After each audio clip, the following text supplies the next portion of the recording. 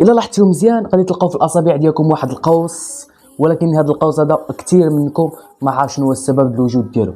اول حاجه الله سبحانه وتعالى اي حاجه كيعطينا الذات ديالنا وضروري غادي يكون عندها واحد الدور، ضروري غيكون عندها واحد المهام. لذلك هذا القوس هذا اللي عندكم في الاصابع ديالكم بزاف منكم ما عارف شنو هو السبب الوجود ديالو. قبل ما غادي نقول لكم سبب الوجود ديالو كامل بغيتكم تنزلوا تصليوا على الرسول صلى الله عليه وسلم وتفرقوا هذا لا فيديو هذا بالبارطاج وغادي ديروا معكم واحد لايك. سبب الوجود ديال هذا القوس هذا كيعني بان جسم الانسان يعني خالي من الامراض او نقي من الامراض. فهمت؟ يعني وجود ديال هذا القوس اللي كيكون عندكم في الاصابع ديالكم يعني خالي من الامراض، يعني الجسم سليم.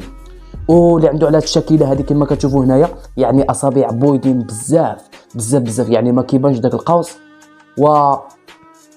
فإن الجسم ديال هذا الانسان هذا كيكون يعني فيه بعض المشاكل، يعني ممكن انه يكون مريض بشي حاجه. وكما بغيتكم تديروا التعاليق وغادي تقولوا لي واش حتى نتوما عندكم داك القوس في الاصابع ديالكم اهله.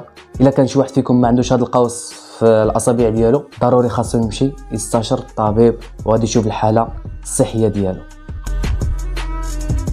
لا يدينا مرحبا.